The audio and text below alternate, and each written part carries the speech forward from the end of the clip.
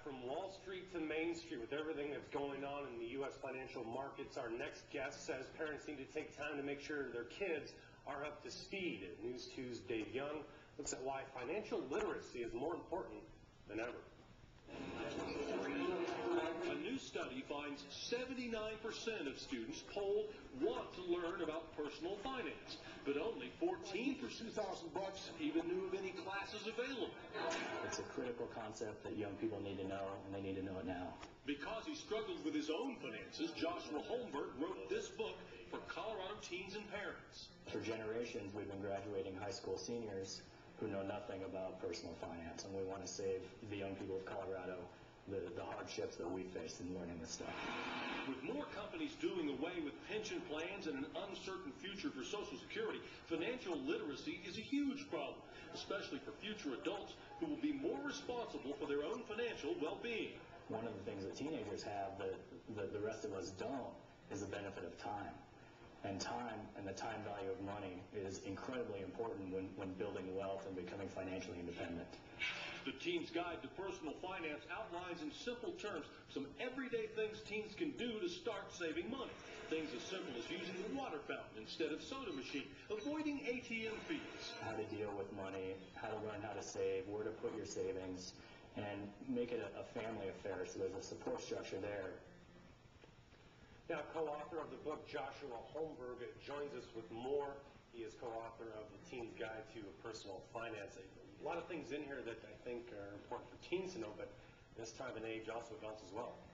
Absolutely, and it really is a family affair. Teenagers rely on their parents, obviously, for needs growing up, love, support, food, comfort, a house, a roof over their heads. But when teens leave that house, if they're not given the financial basics to survive on their own, there's going to be a problem, and there currently is a problem.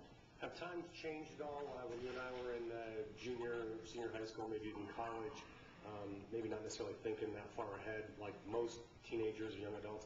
Are you finding the same sort of atmosphere with kids nowadays? Money worries, I worry about that. No time right now. Yeah, absolutely. And there's actually more opportunity for kids today to get into financial trouble than there was when we were kids or when our parents or grandparents were kids.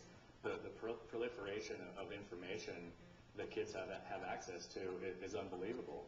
And the bombardment of advertisements and credit cards and just other ways that kids have the opportunity to spend money is much different than when I was growing up and had to ride my bike to the local convenience store to buy anything. Right.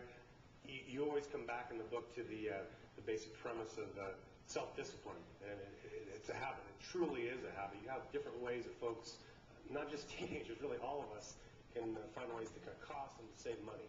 Yeah, absolutely. And it really is behavioral.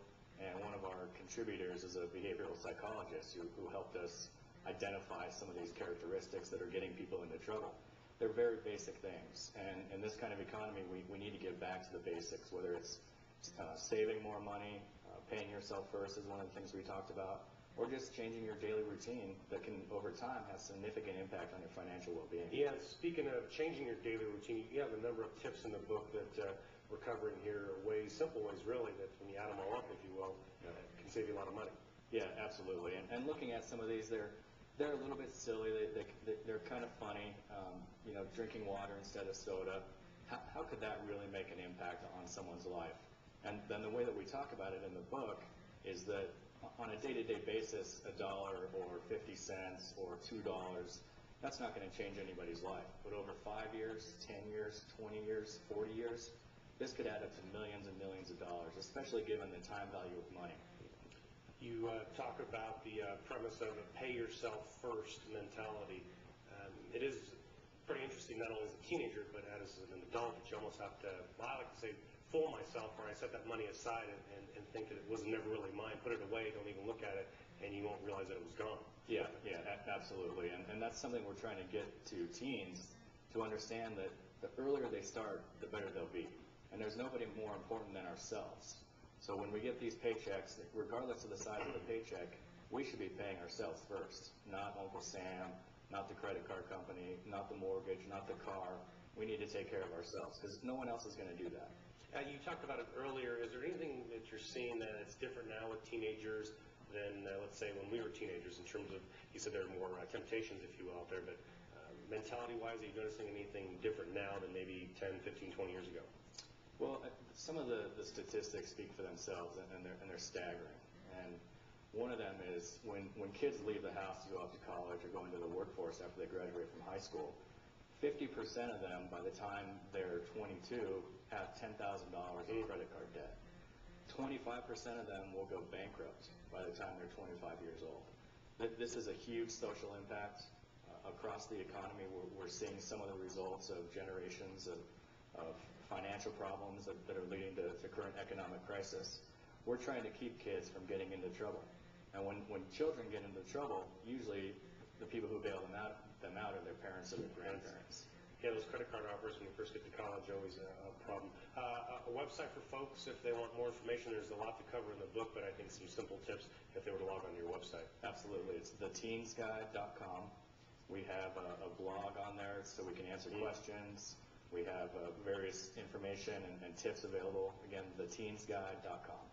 Again, Joshua Holmberg is a co-author of the book, The Teen's Guide to Personal Finance, Basic Concepts in Personal Finance that every teen, and I might add every adult, should know as well. Sir, thanks for your time this morning. Good stuff. Thank you very much. All right. Well, still to come, getting